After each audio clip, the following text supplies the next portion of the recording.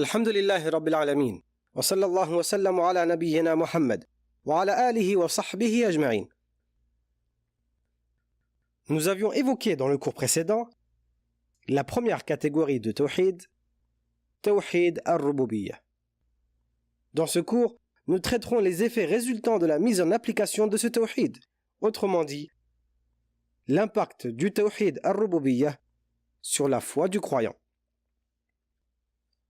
Nous pouvons citer plusieurs choses résultant de l'application du Tawhid al-Rububiyyah. Premièrement, le Tawhid al-Rububiyyah fait naître ou accroît l'amour que porte le serviteur envers Allah. En effet, les seuls hommes aimant véritablement Allah sont les croyants. Et plus cette croyance est saine et authentique, plus cet amour est profond et intense. Dans la traduction des sens du verset, il y en a qui prennent en dehors d'Allah des égaux à lui, en les aimant comme on aime Allah. Or, les croyants sont les seuls ardents en l'amour d'Allah.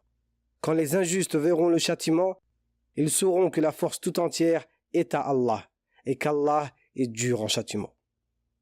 Notre Seigneur est le seul à nous avoir comblés de toutes les faveurs desquelles on puisse jouir dans cette vie d'ici-bas. L'homme, de par sa nature, aime celui qui lui procure un bienfait directement ou indirectement. De ce fait, comment le cœur ne peut-il pas aimer celui qui est à l'origine de tous ces bienfaits-là? Dans la traduction relative des sens du verset, dit: qui vous attribue de la nourriture du ciel et de la terre? Qui détient l'ouïe et la vue? Et qui fait sortir le vivant du mort et fait sortir le mort du vivant? Et qui administre tout? Ils diront: Allah. Dit alors: ne le craignez-vous donc pas? Deuxièmement, la vénération d'Allah, ta'zim, qui est le fait d'estimer Allah à sa juste valeur, fait partie des éléments essentiels et indissociables de la croyance. En effet, celle-ci est nourrie par la connaissance de celui qui est vénéré, en l'occurrence Allah. Plus notre connaissance en Allah augmente, plus notre vénération augmente. Troisièmement, le tawhid de la seigneurie augmente notre confiance en Allah. Dans la traduction relative des sens du verset, je place ma confiance en Allah, mon Seigneur et les vôtres. Il n'y a pas d'être vivant qu'il ne tienne par son toupet. Mon Seigneur, certes, est sur un droit chemin. En effet, qui de mieux qu'Allah, le Seigneur de l'univers? Le serviteur pourrait-il placer son entière confiance, que ce soit dans les choses souhaitables ou bien dans les choses dont le serviteur craint? Quatrièmement, le Tawhid al-Rububiyyah procure chez l'individu un sentiment de sécurité lorsque celui-ci est en danger. Dans la traduction relative des sens du verset, et rappelez-vous, le moment où vous imploriez le secours de votre Seigneur, et qu'il vous exauça aussitôt. Je vais vous aider d'un millier d'anges, déferlant les uns à la suite des autres. Cinquièmement, le tawhid de la seigneurie nous incite à nous repentir à Allah. Dans la traduction relative des sens du verset, tous deux dirent: ô notre Seigneur, nous avons fait du tort à nous-mêmes, et si tu ne nous pardonnes pas et ne nous fais pas miséricorde, nous serons très certainement du nombre des perdants.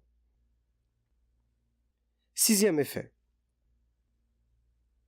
le tawhid de la seigneurie augmente l'effet de soumission à Allah. Dans la traduction relative des sens du verset, quand son Seigneur lui avait dit: soumets-toi, il dit: je me soumets au Seigneur de l'univers. En effet, reconnaître la souveraineté totale d'Allah sur la création nous pousse à nous soumettre entièrement à Allah. Septième effet, le tawhid de la seigneurie renforce notre crainte en Allah. En effet, plus notre connaissance d'Allah augmente, plus notre crainte augmente. Dans la traduction relative des sens du verset, parmi ses serviteurs, seuls les savants craignent Allah. Allah est certes puissant et pardonneur. Huitième effet, le tawhid de la seigneurie nous pousse à méditer sur la création d'Allah. Dans la traduction relative des sens du verset, certes la création des cieux et de la terre, dans l'alternance de la nuit et du jour, dans le navire qui vogue en mer chargé de choses profitables aux gens, dans l'eau qu'Allah fait descendre du ciel, par laquelle il rend la vie à la terre une fois morte, et y répand des bêtes de toute espèce, dans la variation des vents, et dans les nuages soumis entre le ciel et la terre. En tout cela, il y a des signes pour un peuple qui raisonne. Neuvièmement, le tawhid de la Seigneurie nous permet de concrétiser la sincérité envers celui qui nous a créés.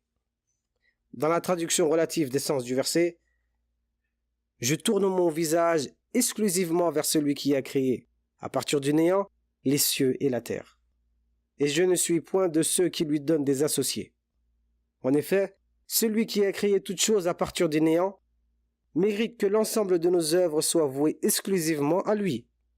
Comme il est le seul créateur, il est le seul méritant d'être adoré. Et toute autre adoration vouée à autre que lui ne serait que signe d'ingratitude et d'injustice. Dixièmement, le tawhid de la Seigneurie nous permet d'accepter les décrets d'Allah. Autrement dit, accepter notre destinée. Comme il a été traduit dans l'essence du verset, très certainement, nous vous éprouverons par un peu de peur, de faim et de diminution de biens, de personnes et de fruits.